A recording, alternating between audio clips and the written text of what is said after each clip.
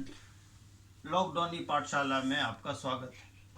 आइए आज हम लोग क्लास 7 गणित का टॉपिक साधारण ब्याज यानी सिंपल इंटरेस्ट पर चर्चा करेंगे और जानने का प्रयास करेंगे कि ये सिंपल इंटरेस्ट होता क्या है और हम लोग इसको गणितीय विधि से कैसे निकालते हैं। ब्याज, साधारण ब्याज, इंटरेस्ट, सिंपल इंटरेस्ट। जैसे मान लीजिए कि हम कुछ पैसा बैंक में रखे। मान लीजिए कि आप पैसा रखे 100 रुपया।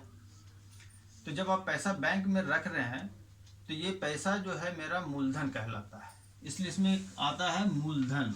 जो मेरा अपना धन है वो हम बैंक में रखे। अब इसमें दूसरा शब्द आता है समय। तो हम जब रखे हैं तो कितने समय के लिए रखे? 1 साल के लिए रखे हैं, 2 साल के लिए रखे हैं। एक समय निर्धारित किया जाता है या फिर एक समय निर्धारण किया रहता है कि कितने समय के लिए रखना है। तो ये हो गया आपका समय। और तीसरा चीज़ है दर। दर, समय तो आपको बता दिए, दर जानना एक जरूरी है इसमें। आप पहले भी पढ़े होंगे प्रतिशत में कि दर यहाँ पर क्या है। तो ये हम 100 रुपया रखे हैं, कोई आदमी 100 की जगह पर 500 रख सकता है, कोई 50 रख सकता है, कोई 50,000 रख सकता है। तो उसको दर के हिसाब से हम लोग तुलना करके उसका जो ब्याज होता है वो दिया जाता है। तो दर क्या है? 100 रुपया में कितना रुपया हमको 1 साल में यानी सालाना कितना रुपया हमको पैसा बढ़ेगा। जैसे मान लीजिए कि हम 100 रुपया रखे हैं और 1 साल के बाद 4 रुपया इसमें बढ़ गया। तो 100 में 4 बढ़ना, 100 में 4 की वृद्धि हुई कितना में? 100 में।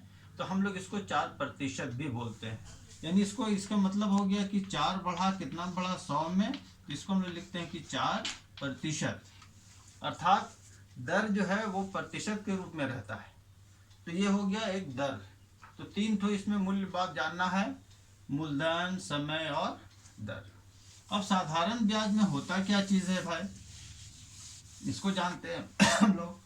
तो साधारण ब्याज जो होता है, जब हम लोग बैंक में पैसा रख रहे हैं तो एक तो मेरा पैसा सुरक्षित है वहाँ पर, और दूसरा चीज़ है कि बैंक उस पैसा का अपना इस्तेमाल भी करती है और जब हमको समय होता है हम निकाल लेते हैं। लेकिन जब जितना समय के लिए बैंक में हम रखते हैं तो बैंक हमको कहती है ठीक है आपका इसमें कुछ इंटरेस्ट बनता है, क्योंकि आपके पैसा से हम लाभ लिए हैं तो आपको भी कुछ मिलेगा। तो वो एक दर निर्धारित कर देती है। तो मान लीजिए कि उस दर को अगर बैंक जो रख रही है वो संख्या में नहीं मान के उसको लिखा जाता आर। आर के मतलब होता है रेट। आप जो पैसा रखे बैंक में मूलधन, उसको बोला जाता है पी। तो पी के मतलब हुआ, पूरा मतलब हो गया प्रिंसिपल।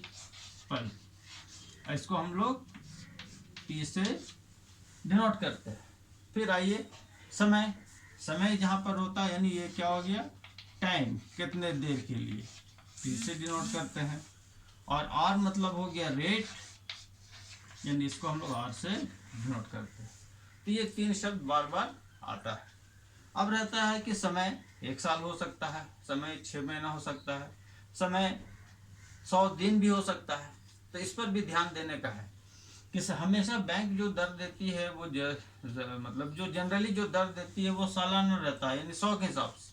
वैसी स्थिति में हम लोग समय को हमेशा साल में ही रखेंगे। अब मान लीजिए कि प्रश्न में समय दिया 6 महीना साल में रखना है, तो 6 महीना है उसको साल में बदलने के लिए क्या करेंगे? तो 12 से भागा दे देंगे, यानी आधा साल हो जाएगा।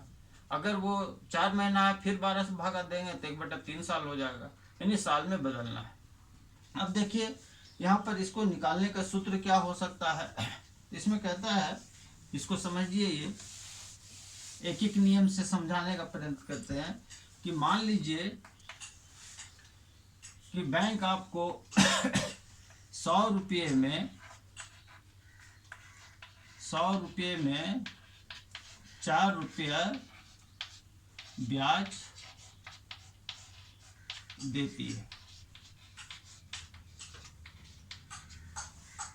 यहाँ समय हम लिख दे रहे हैं, ब्याज देती है एक वर्ष में।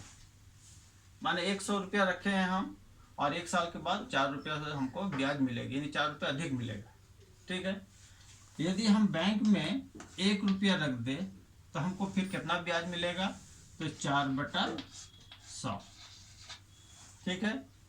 और यदि हम एक की जगह पर यहाँ पर पी रख दिए, यानी पी रुपया है मूलधन, तब कितना मिलेगा?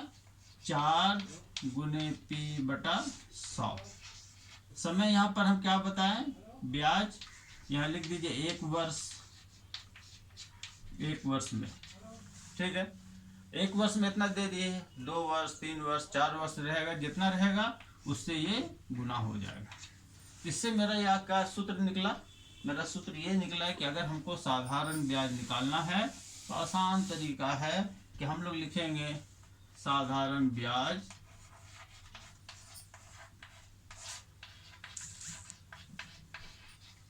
बराबर मूलधन गुने समय गुने दर बटा 100।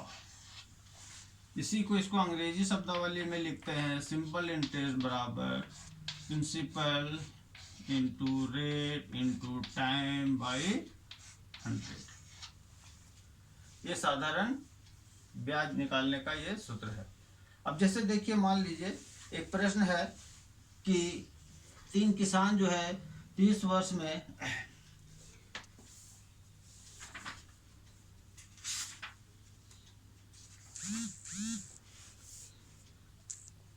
400 रुपये का 12% की दर से 2.5 वर्ष का साधारण ब्याज निकालिए। देखिए प्रश्न क्या है? 400 रुपये का, यानी मूलधन कितना हो गया? 400 रुपये। फिर कितना दर दिया हुआ है? दर कितना दिया हुआ है? रेट 12%। और समय, समय बोलता है दिया है 2 और आधा, 2.5 वर्ष, अर्थात 5/2 वर्ष। ये प्रश्न है, इसका साधारण ब्याज क्या होगा बताइए। मतलब कहने का है कि एक आदमी 400 रुपया लिया और वो 12% की दर से उसको ब्याज, हाँ क्या कहता है, हाँ उसको 12% की दर से 2.5 वर्ष में ब्याज क्या मिलेगा। समय भी दिया हुआ है, दर भी दिया है और मूलधन भी दिया हुआ है। तो फिर अब वही सूत्र लिखेगा कि सिंपल इंटरेस्ट बराबर मूलधन गुने दर गुने समय बटा 100। मूलधन कितना है? 400 रुपया, दर कितना है? 12%, समय है 2.5 वर्ष, 100 5 और 5/2 यहाँ पर है।